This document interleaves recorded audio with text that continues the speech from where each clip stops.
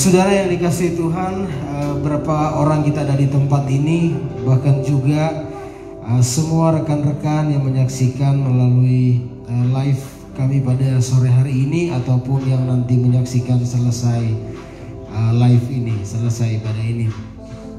Dari tempat ini melihat situasi ini, maka mata jasmani kita selalu mengarahkan pandangan kita kepada realita hidup yang sedang terjadi di bangsa ini, bahkan di seluruh dunia. Bukan sedikit yang menjadi korban, bahkan juga ada saudara-saudara, ada sahabat-sahabat kita. Tetapi sebagai orang-orang yang percaya kepada Tuhan, yang mempercayai firman Tuhan itu adalah pegangan kita, maka tentunya kita harus juga melihat dari sebuah sudut pandang yang lain tentang hidup ini. Sore hari ini saya akan membaca di dalam Injil Matius pasal yang ke-11, ayatnya yang ke-28. Ini ayat yang sangat populer ya. Matius pasal 11 ayat 28 berkata begini: "Marilah kepadaku semua yang letih lesu dan berbeban berat, aku akan memberikan kelegaan kepadamu." Jadi Tuhan mengundang kita, Tuhan mengajak kita untuk datang kepada Tuhan. Semua kita yang berletih lesu dan berbeban berat. Ya, hari-hari ini ada banyak orang-orang yang sedang letih, yang sedang lesu, dan sedang punya beban yang berat dengan hidup. Sudah tidak bisa lagi dibedakan, mau dia orang Kristen, mau orang mana, agama apa, suku apa, daerah mana, semua kita mengalami hal yang sama. Karena matahari Tuhan berikan kepada semua orang. Sehingga saya melihat hari-hari ini akan ada banyak pertanyaan yang muncul, seolah-olah kenapa Tuhan tidak lagi fokus kepada tubuh dan jasmani kita ini? Ya, kenapa virus yang begitu kejam, sudah banyak yang membabi buta, yang sudah banyak membunuh orang. Di mana Tuhan? Bagaimana Tuhan melihat? Bagaimana doa-doa kita? Kenapa tidak dijawab? Sehingga saya melihatnya dari sudut pandang yang begini, saudara yang dikasihi Tuhan. Bahwa tubuh dan darah ini ketika Adam dan Hawa jatuh dalam dosa, maka Tuhan berkata kepada Adam, pada waktu kamu memakan buah ini, kamu pasti mati. Sehingga apa yang saya mau katakan di tempat ini, mungkin ini ekstrim ini bagi banyak orang. Saya mau katakan begini, saudara-saudara, tubuh dan jiwa kita ini di mata Tuhan itu mati. Kalau tidak mati berarti firman Tuhan yang salah. Sehingga apa saya katakan, Tuhan tidak terlalu tertarik dengan orang mati. Sama dengan kita, kalau ada kenalan kita yang meninggal, mau dia cantik, mau dia ganteng sekalipun, kita tidak tertarik karena sudah mati. Ini ekstrim yang saya mau katakan, saudara-saudara. Sehingga apa? Kita melihat bahwa Tuhan itu tertarik dengan benihnya dalam hidup kita, yaitu rohnya dalam hidup kita. Kalau tubuh ini, daging ini sudah diserahkan, sudah dibawa kutuk dosa. Sehingga Paulus katakan, ya kadang-kadang kita melayani bukan Tuhan. Yang kita layani adalah dosa, karena dosa yang sudah ada dalam hidup ini. Dan Paulus katakan, yang mau kulakukan yang baik, tapi yang jahat yang kulakukan. Kenapa? Karena semua sudah terkontaminasi dengan dosa. Sehingga di hari-hari ini, yang saya mau katakan seperti ini, saudara-saudara, bahaya dari sekitar kita. Tetapi kita punya satu kerinduan, kita punya satu kekuatan, bahwa sekalipun tubuh mati di hadapan Tuhan, tapi Tuhan memberikan hikmat kepada kita untuk kita tetap berhati-hati dalam menjalani hidup ini. Ini berlaku bagi semua orang. Sehingga ketika bahaya ini datang, banyak orang Kristen menyanyikan Mazmur 90, ayat-ayat yang wow Tuhan, tapi kenapa juga bisa menimpa? Nah, saya katakan, karena hidup ini kehendak bebas di dalam dunia ini adalah pilihan nenek moyang kita. Jadi ketika kita sedang berdoa seperti Tuhan tidak jawab, ya mau bilang apa? Suka-sukanya Tuhan dengan hidup kita. Jadi yang harus kita tekankan dalam hidup adalah kesadaran ini, bahwa kesadaran bahwa di mana ketika Tuhan tertarik dengan benihnya dalam hidup kita. Nah, kesadaran yang ini juga yang harus kita bangun, yang terus harus kita bangun, bahwa sekalipun kita di mata Tuhan ini kita mati, tapi karena masih ada rohnya dalam tubuh ini, maka tubuh dan jiwa ini atau raga ini masih berharga dalam tanda kutip. Karena apa? Masih ada roh Tuhan dalam hidup ini. Jadi sekalipun darah dan daging gak bisa masuk surga, karena 1 Korintus 15 ayat 50 katakan, tetapi ada rohnya dalam hidup kita, itu yang berharga. Sehingga Paulus katakan, mati adalah keuntungan dan hidup adalah Kristus. Mana yang kita harus pilih kita tidak tahu. Dan saya pun kalau saya berkata begini, waduh karena saya gak kena COVID, Tuhan itu baik buat saya. Terus yang kena COVID Tuhan gak baik? Tidak seperti itu Bapak Ibu dikasih Tuhan. Tuhan tetap baik dalam hidup kita, apapun situasi dan kondisi kita. Karena sudah ada jaminan, sudah jelas, mati adalah keuntungan. Jadi kalau kita terhindar dari COVID, kita terhindar bukan hanya COVID, sakit apapun bisa membahayakan tubuh ini.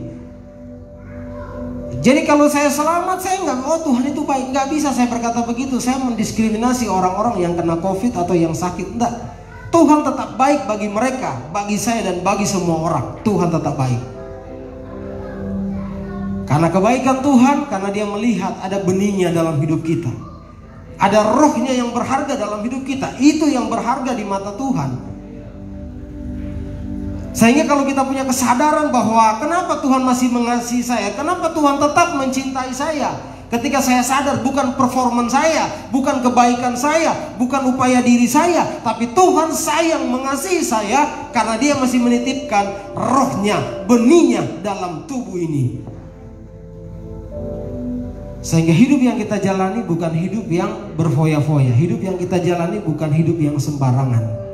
Saudara yang dikasih Tuhan, yang menyaksikan live ini ataupun yang nanti akan menyaksikan, bahkan kita semua di tempat ini, bahwa marilah kepadaku semua yang letih lesu dan beban berat, aku memberikan kelegaan kepadamu. Datang kepada Tuhan, banyak di antara kita yang akan berbeda-beda caranya. Saya tidak akan bilang ini yang paling benar, ini yang paling salah. Datang kepada Tuhan, gereja A mengatakan harus menyembah, harus berbahasa roh. Ada gereja lain yang mengatakan kita hanya duduk diam saja, pendetanya yang koar-koar di sini, Tuhan hadir. Sehingga mana yang benar, mana yang salah? Saya katakan bahwa kembali lagi Yohanes 15, kita adalah ranting, yang dimana ranting itu dia hanya tinggal pada pokok. Dia tidak punya kekuatan untuk menghasilkan apa-apa. Jadi ketika kita sadar bahwa kita adalah ranting, ya mau orang lain menyembah Tuhan dengan caranya, ya silahkan. Jangan kita menyalahkan orang itu.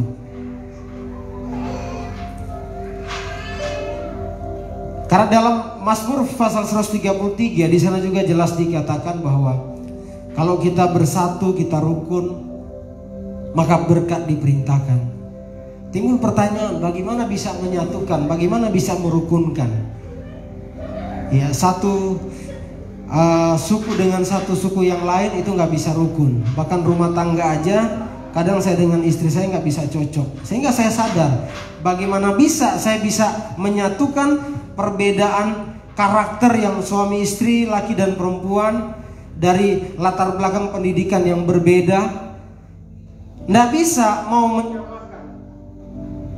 Jadi tidak bisa. Jadi nggak bisa mau mempersatukan.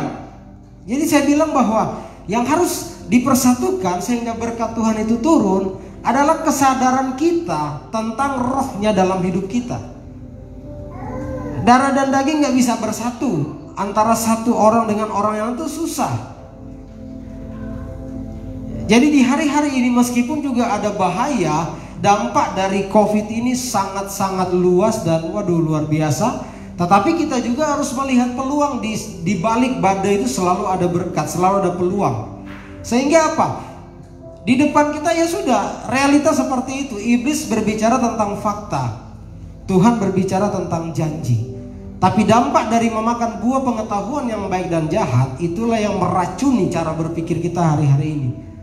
Karena Tuhan bilang, buah pengetahuan yang baik dan jahat jangan kau makan. Bayangkan, yang baik aja dilarang sama Tuhan, apalagi yang jahat. Jadi kebaikan kita ini, saya bilang, perbuatan baik manusia tidak mengerjakan kebenaran di hadapan Tuhan.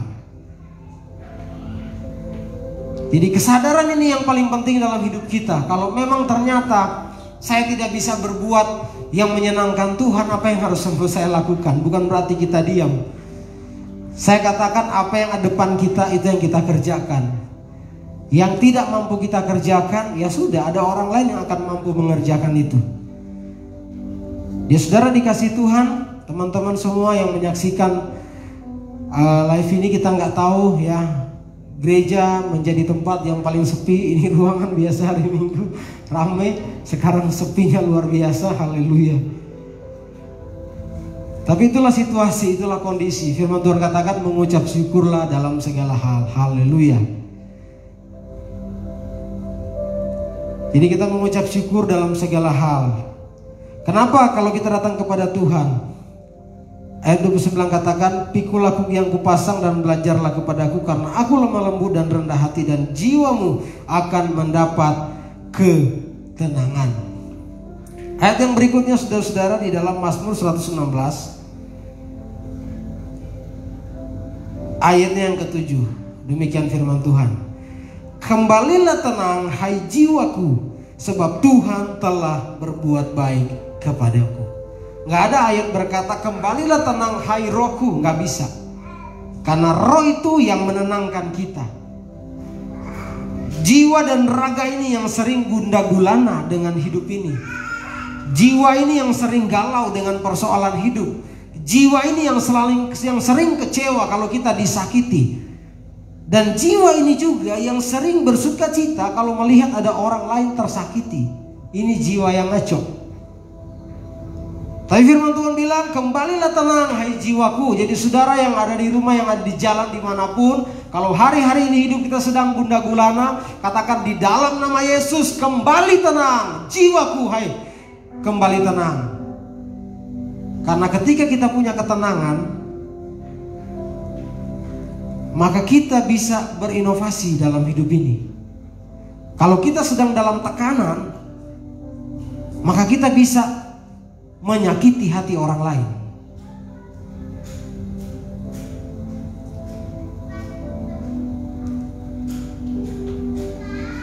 Kembalilah tenang hai jiwaku, dan sadarlah ada rohnya dalam hidup ini, dan roh itulah yang akan menenangkan.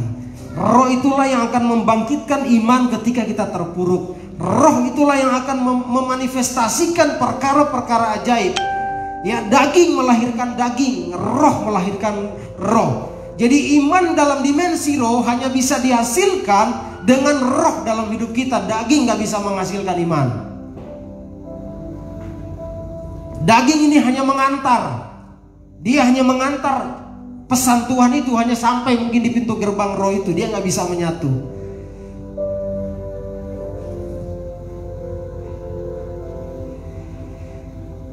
Jadi apapun kondisi yang sedang kita alami di hari-hari ini, ketika Tuhan bilang, marilah kepadaku semua yang letih lesu dan beban berat, aku akan memberikan kelegaan kepadamu. Dan kalau kita sedang dalam situasi yang tidak baik, jiwa kita sedang terusik, maka dengan iman katakan, kembalilah tenang hai jiwaku. Jadi kita diberikan otoritas untuk memerintahkan jiwa ini tenang. Kita diberikan otoritas oleh Tuhan untuk menenangkan badai hidup yang sedang kita alami. Dan percayalah, otoritas yang dari Tuhan itu tidak akan pernah meninggalkan kita. Sekali kita percaya Tuhan Yesus adalah Tuhan dan Juru Selamat kita.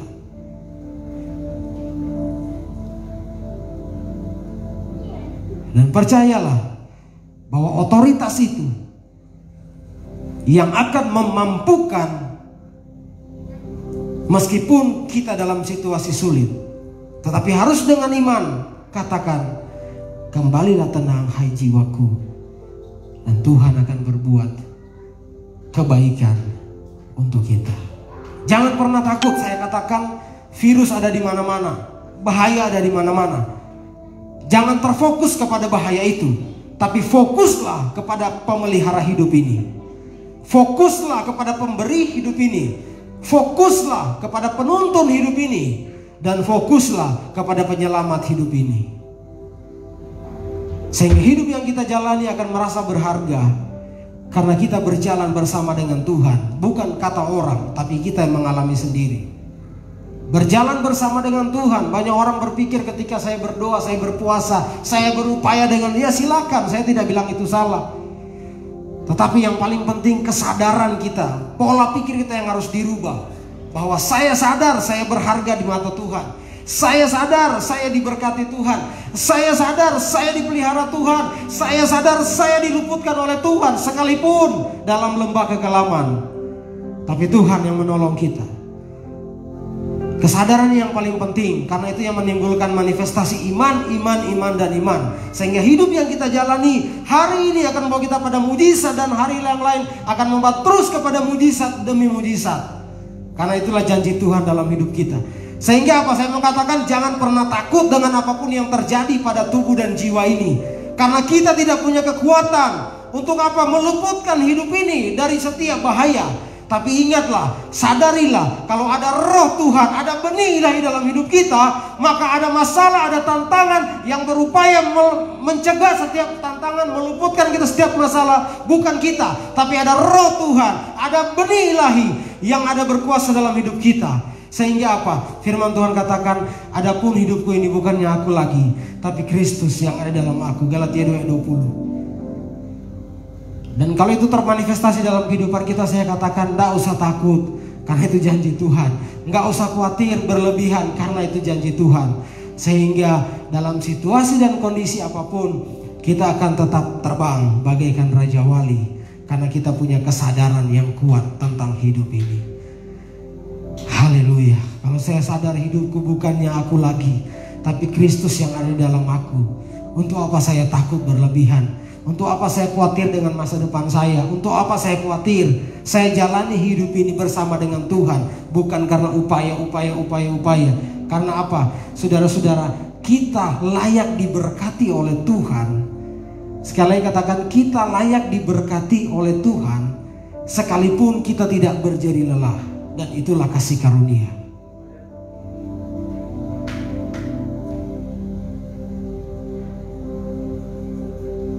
Milikilah mental bahwa kita adalah ahli waris kerajaan sorga. Saya selalu katakan bahwa masalah utama dalam hidup kita tentang pergumulan hidup, soal ekonomi dan kesehatan. Dan ini merata di semua kalangan. Karena apa, saudara-saudara? Kita nggak bisa bilang, oh karena kita percaya Yesus kemudian kita berdoa Tuhan jawab. Jangan salah. Banyak orang yang tidak kenal Tuhan, hidup mereka lebih hebat dari kita, saudara-saudara. Apa yang mau kita banggakan dengan hidup ini? Tapi bukan itu ukurannya, bukan berkat ukurannya, saudara-saudara.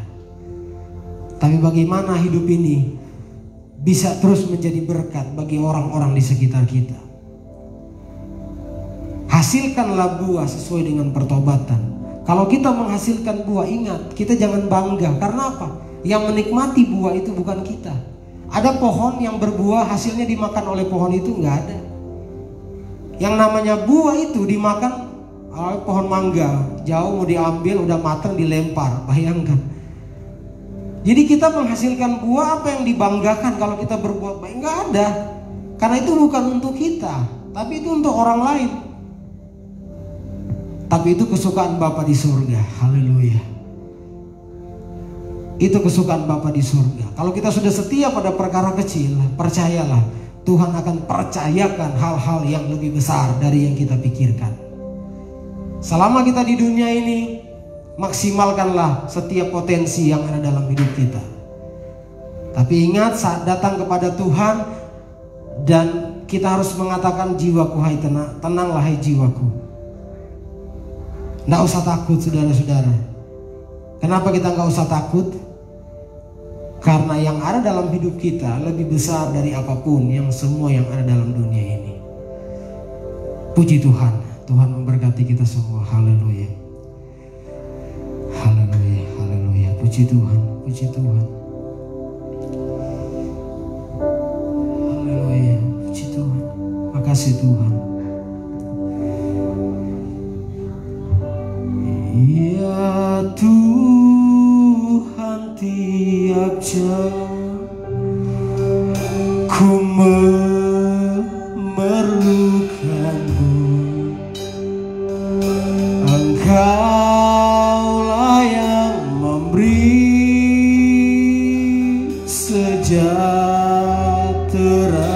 penuh setiap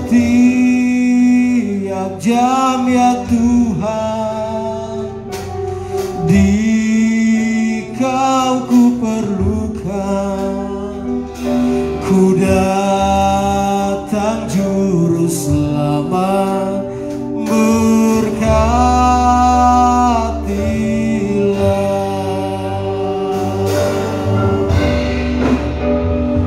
Ya Tuhan, tiap jam ku memerlukanmu. Engkaulah yang memberi sejahtera penuh setiap jam, ya Tuhan. Di Kau ku perlukan, ku datang juru selamat, berkatilah.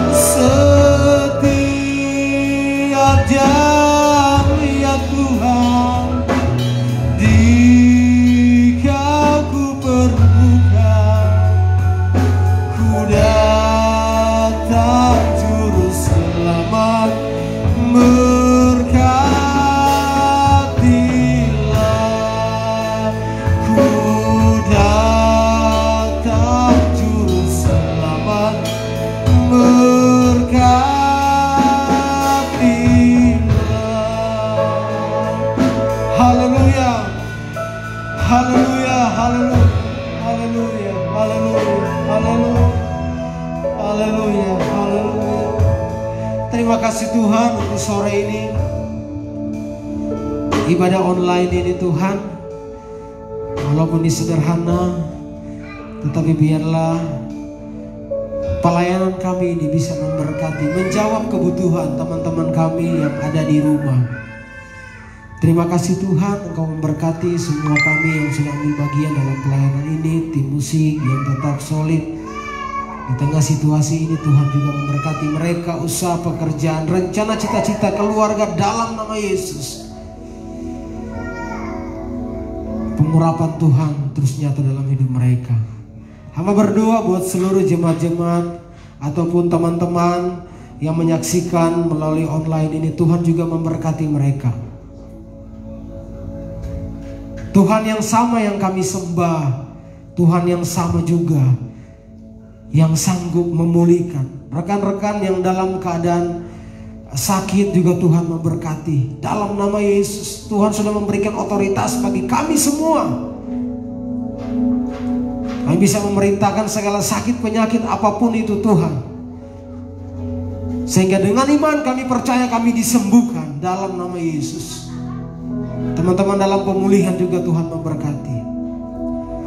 Terima kasih Bapak yang baik, kami berdoa buat bangsa kami ini Tuhan.